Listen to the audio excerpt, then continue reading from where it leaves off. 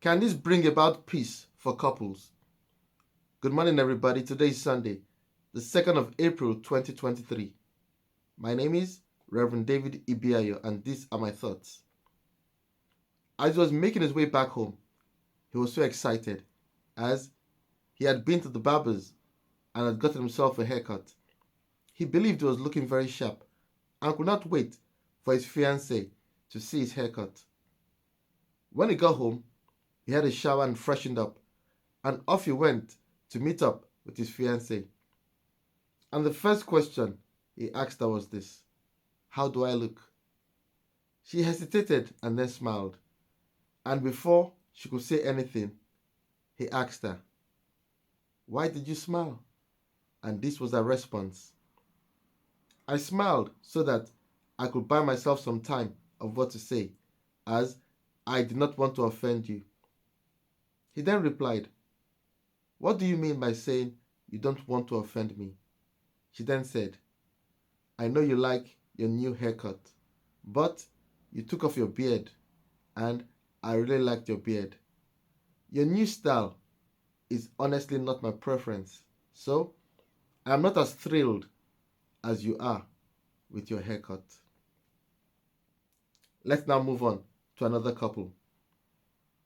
She was getting ready for her fiancé to pick her up for dinner. She had chosen a dress, had a bath, done her nails, hair and makeup, and everything else she needed to do.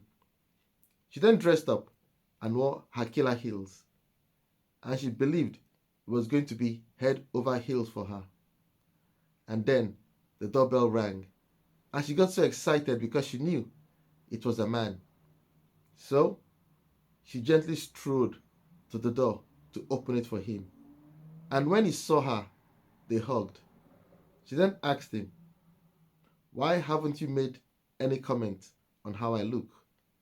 Don't you like what you see?" He then smiled. She then asked him, "Why did you smile?"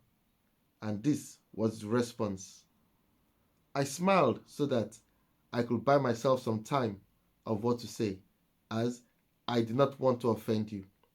She then replied, "What do you mean by saying you don't want to offend me?"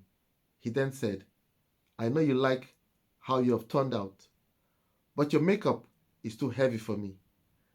I really liked it when you used to make up lightly. Your new style is honestly not my preference, so I am not as thrilled as you are with how you have turned out." Whatever you're doing and have done that you want to impress your spouse, fiance, or fiance with, you have to take into consideration if it is their preference or not. Because if it is not, you can't expect them to be thrilled with it as you are. And this can be the source of unhappiness for you. You can just imagine wanting to surprise your spouse with something that excites you, and your spouse isn't excited, all because it isn't their preference. This can actually affect your relationship with them. So, the wise thing to do will be for people to take into consideration the preference of their spouse in whatever they want them to compliment.